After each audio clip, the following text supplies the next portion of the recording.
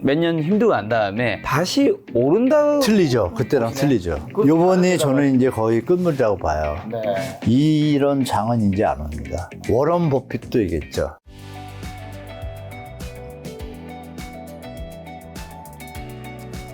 한국이랑 미국이 지금 금리가 2% 정도 차이 나는데 차이 나죠. 연준이 지금 9월이나 11월에 한 번 정도 더 올릴 수도 있는 약간 상황이잖아요. 저도 그렇게 봅니다. 예. 그럼 그때 가서는 한국은행도 또 안 올리기에는 좀 2.25%까지 벌어지면 좀 부담스러워서. 안 올리는 게 아니라 못 올릴 수는 있어요. 하는 총재는 올리고 싶어도 분위기상. 네. 요즘 뭐 세상이 좀 약간 그렇잖아요. 그렇죠.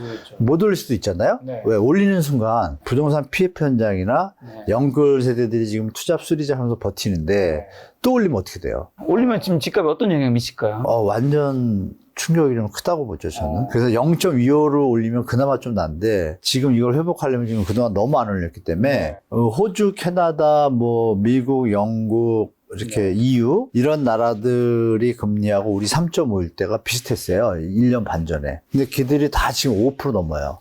호주, 캐나다도 4.2% 올라갔고, 갭이 다 올라간 거예요. 우리보다 낮은 데가 없어요. 그러니까 지금 환율이, 우리 시청자분들이 판단을 시켜보면, 환율이 원래 작년만 해도요, 1150원 넘으면 위험하다고 그랬어요. 근데 우리가 이제 살다 보면 이렇게 어떤 현상들에 대해서 고착화가 되잖아요. 충격이 들어가는 것처럼, 첫사랑은 막 힘들지만 두 번째 사랑은 덜 힘들잖아요. 그런 것처럼 1150원 넘으면 나라에 위험하다고 경제학자분들이 얘기를 했어요. 제가 봐도 이건 안 좋죠. 물가가 올라가니까. 근데 그게 우리 레고랜드 사태 때 1,400원 찍었잖아요. 1340. 그때 막 나라가 어땠어요? 난리 났잖아요. 네네. 그러면 1,300원도 위험한 거잖아요. 네. 근데 지금 1,330원대예요. 맞아요. 가고 있는데 조용해요. 그리고 정부에서는 안전하다 뭐 이렇게 유지를 하고 있는데 모르잖아요. 그거는 사실. 그래서 준비를 할 수밖에 없어요. 그런 거는 여건들이 환율이 그러면 10% 이상 올랐잖아요. 그럼 물가는 당연히 수입물가는 10% 이상 올랐잖아요. 수출 물가는 좋아져야 되는데 경제 여건 때문에 수출도 잘 안 되죠. 그러니까 지금 악재들이 너무 도처산재하니 제가 볼 때 이거는 우리가 지금 저성장 국면이고 분명히 이게 조정을 거쳐야 하지만 다시 재도약을 할 수 있다고 저는 보기 때문에 이생 장기간 가긴 너무 힘들다고 보는 거예요. 그래서 여러 가지 지금 말씀드리는 패턴이 이건 이쪽 방향으로 가니까 잠시 조심했다 하시는 것도 좋잖아요. 저는 그렇게 보고 있습니다. 그러면 지금 교수님은 어쨌든 다시 하락한다고 이제 보시는데 저는 하락은 아니고 하락은 아닌가요? 정상화죠. 정상화 재조정. 어쨌든 교수님 입장에서는 정상하고 다른 분이 봤을 때는 다시 집값이 좀 떨어지는 거고. 기준에서 보면 상승 하락이지만 네네. 우리가 평균적인 선에서 볼 때는 이건 오버슈팅이 되어 있기 때문에 그렇죠. 정상화되는 과정인 거죠. 주식으로 말하면 밸류에이션 찾아가는 네네. 거죠. 거품이 된 건 찾아가잖아요. 네네. 그럼 그게 하락이라고 볼 수는 없잖아요. 물론 투자를 한 당사자 입장에서 하락이지만 제가 보는 견지, 제가 이제 공부하고 이제 강의하는 입장에서 볼 때, 이거 이제 정상화, 균형점을 찾아간다. 이렇게 말씀드릴게요. 그게 올 수밖에 없다. 지금 2023년 지금 9월에 아까 전에 PR이 한 16 정도라고 정도 하셨나요? 내려왔죠. 18에서. 네, 16 정도 현재 서울 기준 했을 때인데 그러면 이제 정상화되는 과정이 이제 결국 사람들이 알고 싶은 건 늘 두 가지잖아요. 네. 시기는 그러면 언제까지 좀 갈 것이냐. 두 번째는 정상화의 깊이는 어느 정도까지 봐야 되느냐. 2023년이잖아요. 네. 2025년, 지금 이제 이번에 정부가 연착륙 정책을 잘 썼어요. 좋게 얘기할 때. 근데 이게 약간 오버슈팅 되는 면이 지금 생겼잖아요.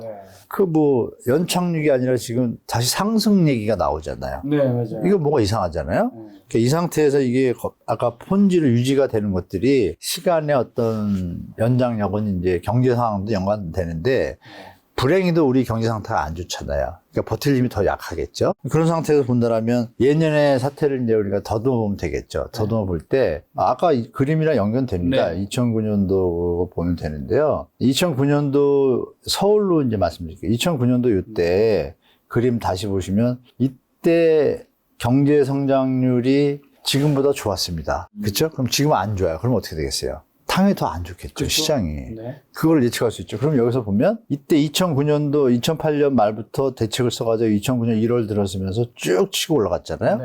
이 기간이 계산을 해보면 9개월 정도 갔습니다. 9개월. 이때가 지금보다 경제 상황이 더 펀더멘탈이 나은 상태인데 자동차 잘 팔리고 뭐 이럴 때잖아요. 조선 잘 팔리고. 지금은 그것도 아니잖아요. 이때 9개월 지나서 힘을 잃었단 말이에요. 그러면 지금도 비슷해요. 1월부터 했잖아요. 9월 됐는데 신호가 나타났잖아요. 그렇다면 지금 여기서 어떤 뉴스가 나왔냐, 이 당시에 2009년도에 다시 막 살아나니까 쭉 죽었던 현장들이 부동산 PF하고 미분양 문제가 터졌어요. 이때 똑같이 터지니까 MB정부에서 발표를 합니다. 한반희 국토부 차관께서 발표를 합니다. 대한민국의 정상적인 미분양 물건 수는 6만에서 5만 뭐 이렇게 보는데 지금 10만을 넘어서 우리가 정부가 지원을 들어간다. 미분양 매입 대책. 그러면서 세제 혜택도 주고 이때 미분양을 사는 자산가들한테는 양도세를 한시적으로 감면해 주겠다. 그런 모든 정책을 써요. 아까 말씀드렸던 요번에 했던 LTV도 풀어주고 전매 제한도 풀어주고 뭐 다 풀었어요. 이때 똑같이. 쭉 갔잖아요. 그러니까 분양이 그렇게 다시 살아나죠. 왜?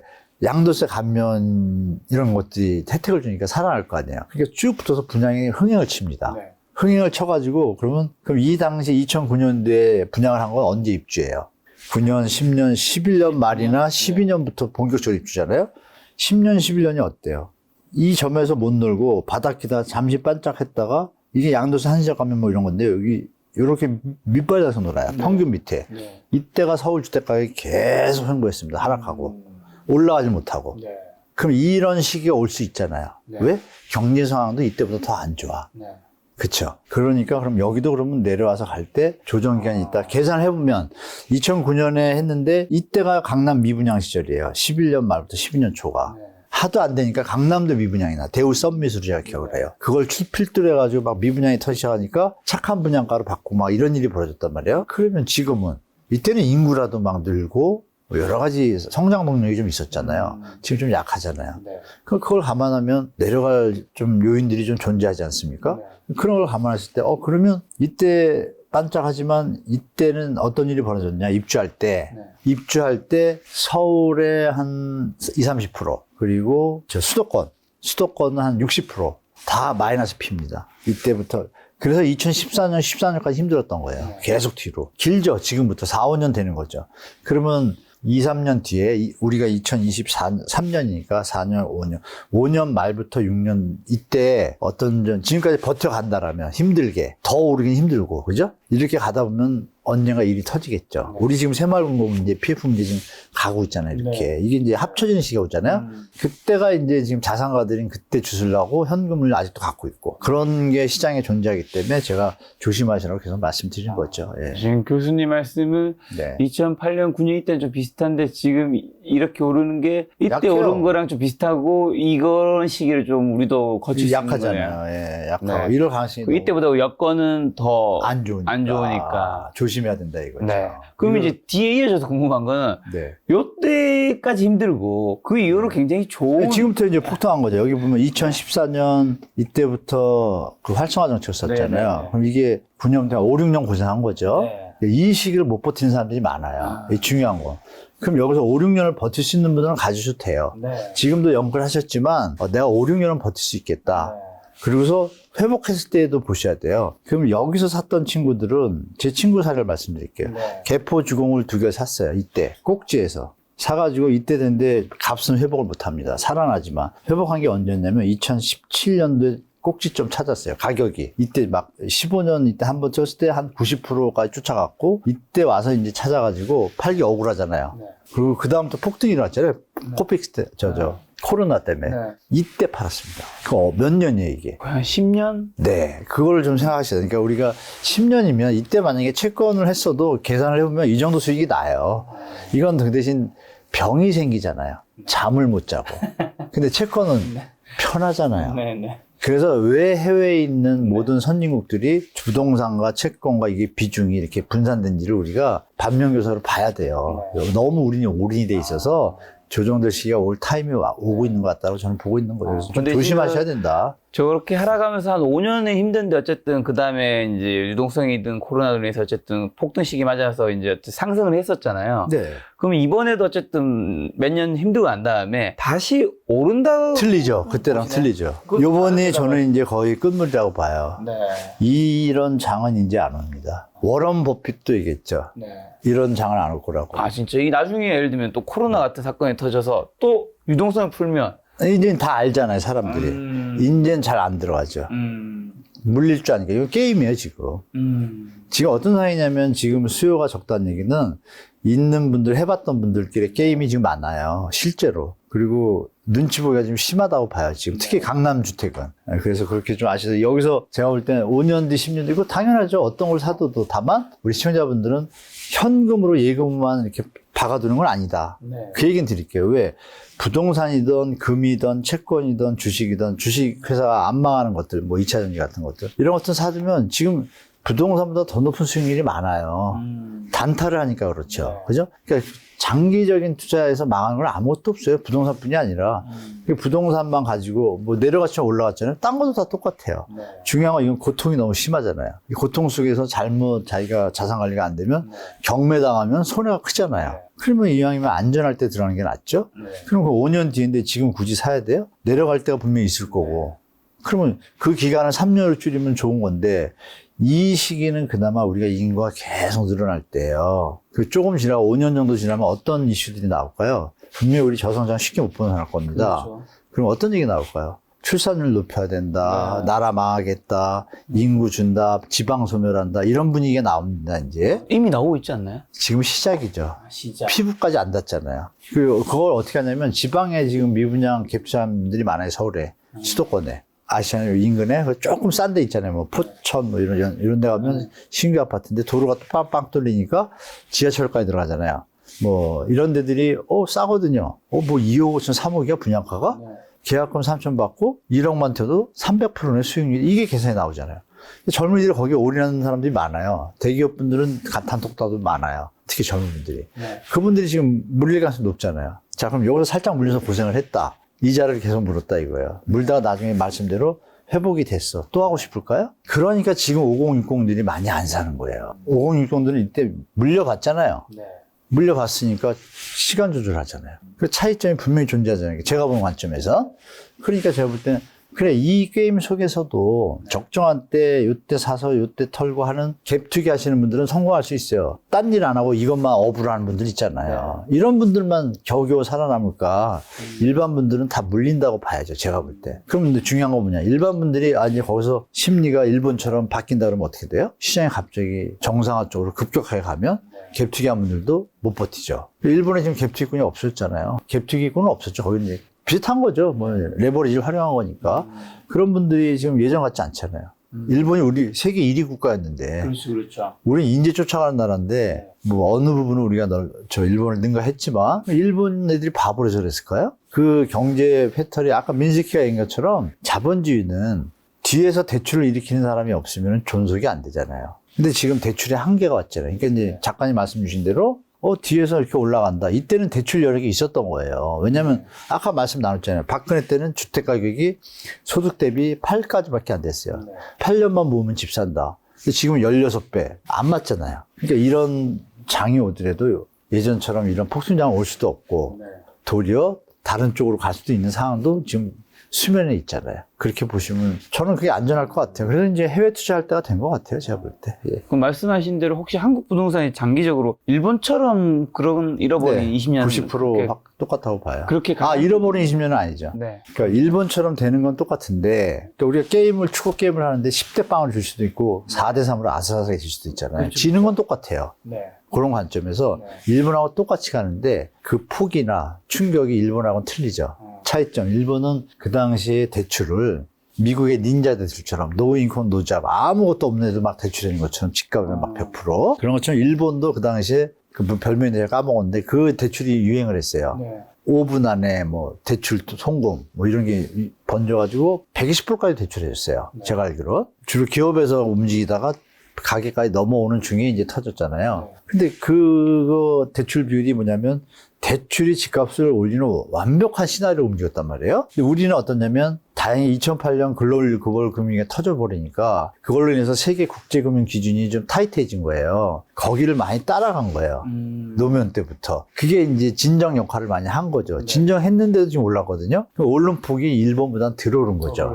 덜 올랐고 부채 구조도 일본보다 더 펌핑이 안 된 거죠. 됐지만 그러니까 그런 상태에서 터졌다. 그러면 당연히 골문 게 작으니까 회복력도 빠르겠죠. 그 길은 따라가더라도 고통은 있겠지만 이런 거죠. 뭐 완전히 몸 전체 수술하는 거하고 팔 하나 수술하는 거 틀리잖아요. 다르죠. 그런 개념에서 다친 건 똑같은데 경제의 어떤 펀더멘탈이나 패러다임이나 알고리즘을 보니까 거의 비슷하게 갈 것 같은데 친경은 완전히 다른 거라고 보는 거예요. 저는 다만 있는 거 확실하고. 그래서 이제 자산 관리 좀 조심할 때라고 말씀드리고. 일본처럼 힘들지만 그 힘듦의 이제 폭이 좀 다른. 걔들은 30년 동안 잃어버렸지만 우리는 한 제 생각에 5년 10년이면 딱 봤다 일어나지 않을까? 만약에 지금 크게 터져도. 말씀하신 걸 좀 정리하는 질문은 어쨌든 네. 한국이 저출산, 그다음에 네. 고령화, 그다음에 네. 저성장 이런 것들로 인해서 이제 집값이 굉장히 힘들 수 있는데 그게 이제 앞에 지금 단기적으로는 앞으로 한 뭐 몇 년 정도 힘들고 그다음에는 일본처럼 그렇게 안 되고 다시 좀 갈 가능성도 있다. 올라갈 가능성이 있다. 일로 올라갔다 이제 마지막으로 내려갈 수도 있는 거고. 네. 요번에 이제 안전하게 차근차근히 이렇게 내려갈 수 있는 거고. 그러면 이제 기가 막힌 거죠. 차근차근히. 더 펌핑이 안 되고. 그러면 제일 완벽한 시나리오죠. 대한민국한테는. 연착륙이 되니까. 네. 근데 아니고 요번에 펌핑하고 요번에 이제 조금 조정이 되는 걸 또 정부가 더 펌핑을 했다. 그럼 조금 더 올라가겠죠? 그때 터질 땐 좀 충격이 조금 더 크겠죠? 그래도 일본보단 낫다. 훨씬. 네. 그러면 혹시 이런 의견은 어떻게 생각하세요? 이거 이제 또 투자자분들 이런 얘기도 많이 하시더라고요. 네, 네. 결국 아파트, 한국 사람들이 좋아하는 네. 아파트라는 게 결국 토지가 있고 네. 그 토지 위에 건물을 세운 거잖아요. 그렇죠. 그럼 건물을 세우려면 사람과 그 사람이랑 결국 인건비랑 그다음에 원자재가 필요한 거잖아요. 건축비하고. 네. 건축비. 근데 이 두 개는 사실상 떨어지기는 힘들잖아요. 원자재나 이런 것들도 사실은 두 개라는 거 어떤 거? 인건비도 사실은 뭐 저성장이라도 조금씩은 그렇죠, 계속 올라가고 그렇죠. 그다음에 공사비도 계속 올라가잖아요. 그렇죠. 명목 가격이 올라가죠. 네. 이게 올라가는데 집값이 이렇게 단기적으로 하락이 있어도 결국에는 오를 수밖에 없는 게 짜장면 가격이랑 짜장면 가격 뭐 몇십 년 동안 내려간 거 봤냐. 아, 그 수준을 봐야죠. 오르는 건 당연한 건 뭐 자본주의 살고 있으니까 그건 기본적이잖아요. 그걸로 퉁쳐가지고 착각을 일으키게 하면 안 돼요. 그게 기득권 카르텔들에 던지는 패러다임하고 프레임이에요. 무조건 오르니까 부동산 사라. 네, 그러니까요. 그럼 뒤에서 사줘야 자기들이 벌 거 아니에요. 뒤에서 안 사주면 어떻게 되죠? 힘들죠. 그걸 하겠어요? 채권 하겠어요? 채권 하겠죠. 부동산 폭락하고 있는데 왜 사요? 그렇죠. 위험성이 너무 큰 거죠. 환급성도 약하고. 네. 그걸 아는 자산가들은 빠져나가고 있는데 그거는 밑에다 우리 일반 서민들한테 던지고 있잖아요. 그러면 주택 가격이 5억인데 대출을 한 2억 받아서 사면은 어떤 일이 벌어져요? 2억을 받았을 때 그럼 주택 가격이 10억인데 그럼 대출을 갖다 모자니까 7억을 받아야 돼. 7억이당 이자를 누가 내요? 본인이 국민들이 내죠. 네. 그러면 대한민국 소비가 어떻게 돼요? 줄죠. 이자 돈은 빠지니까. 그렇죠. 경제가 어떻게 돼요? 쫄죠. 네. 쫄면 기업이 수익이 없으면 어떻게 돼요? 고용이 줄죠. 네. 결국은 내목 치는 거예요. 대출 사는 게. 그러면 정부는 어떤 입장이에요? 집값이 올라가면 세금이 늘어요, 안 늘어요? 늘죠. 그러니까 국가가 지금 대한민국이 이런 오해하시면 안 되는데 국가의 형태가 네. 리더들의 어떤 리딩 형태에 따라 주택 가격이나 이런 것들이 일반적인 유동성 풍부함으로 인해 가지고 올라가는 수준보다 더 올라가는 문제가 있잖아요. 그죠? 당연히 올라가죠. 돈은 자꾸 나오게 돼 있고, 자, 물건이 하나인데 돈을 10원이면 10원짜리인데 100원을 풀면 100원을 뜨는 거고 계속 올라가죠. 말씀대로. 올라가는데 그럼 내 임금도 올라가야 되잖아요. 그럼 얘가 100원을 하면 나도 올라가야 되는데 올라가는 건 적죠. 얘가 오버슈팅이나 딱 오버되면 어떻게 돼요? 아까 말한 푼지 상태가 되죠. 터지죠. 터져야 정리가 되죠.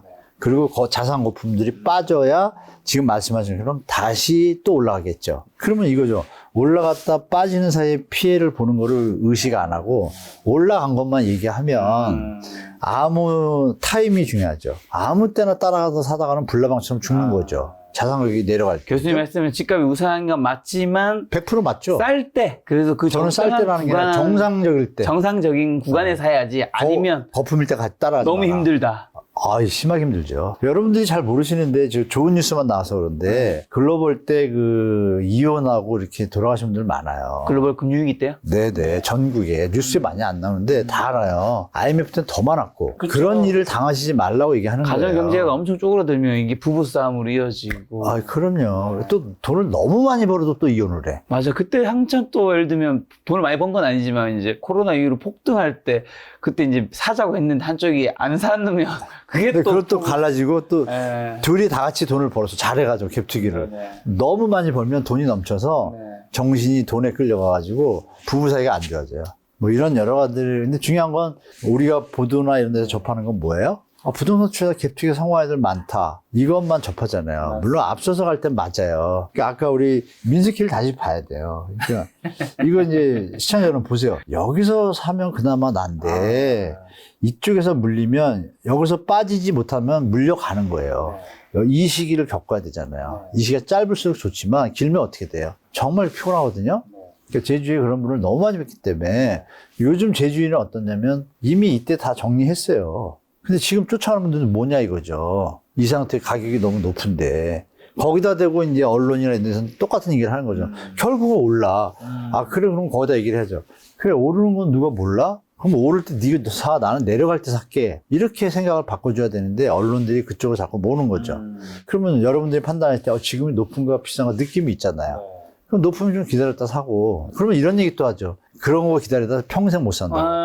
그거 완전 뻥이죠. 지금 보세요. 지금 사는 사람들 사인하면 지금은 팔기가 어렵지 사기가 어려운 게 아니에요. 매물소화도가 여러분 지금 예를 들면 서초, 강남, 송파 있잖아요. 네. 제일 거래가 요새 5월달 많을 때가 5%, 적은 데는 2.7% 서초 같은데. 그러면 물건이 100개가 항상 있었는데 아까 말씀드린 것처럼 계속 늘고 있잖아요. 느는 와중에 2.5%, 5%밖에 소화가 안 돼요. 근데 또 5%가 늘는 거야. 원래 통상 몇 프로 소화돼야 되는데? 아, 잘 될 때는 한 10에서 15%, 2배, 2~3배 가죠.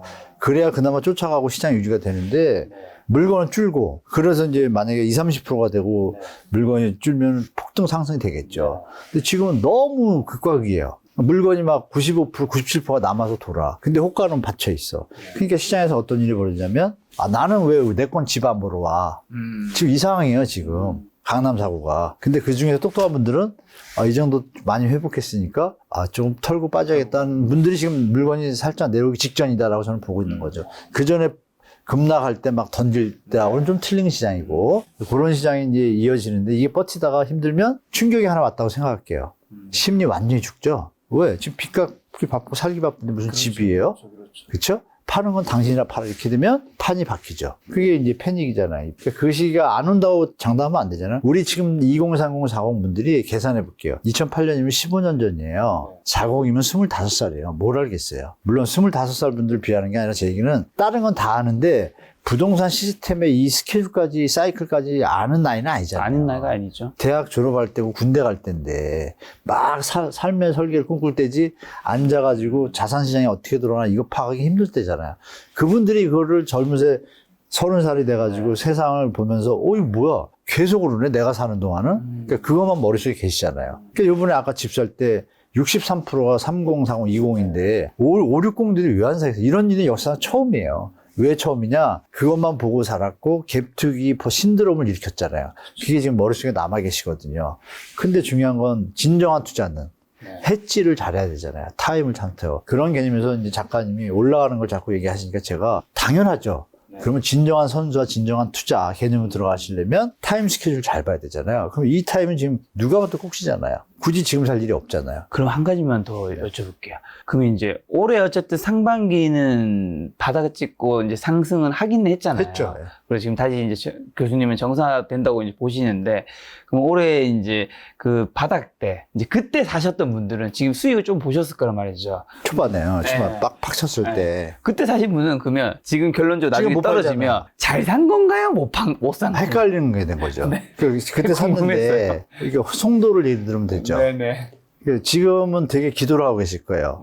자기 집 마련하신 분들은 상관없고 잘 산 거고 네네. 자기 집 마련한 분들은 잘 산 거죠. 그죠? 잘 샀잖아요. 어차피 살 거니까. 네, 근데 투자 형태로 들어가신 분들은 이게 지금 묘한 상태가 된 게 뭐냐. 네. 송도가 10억짜리 5억 떨어졌다가 지금 한 7, 8억까지 회복했단 말이에요. 그럼 2, 3억 번 거죠, 네, 단기적으로는. 딱 보면. 네. 근데 지금 매도하면 양도세 문단 말이에요. 그렇죠. 그쵸? 그러면 좀 가져가야 되죠. 2년 동안. 2년 뒤 시장을 누가 알아요? 모르잖아요. 네. 잠이 와요? 지금은 괜찮아. 올라 있으니까. 올라있으니까.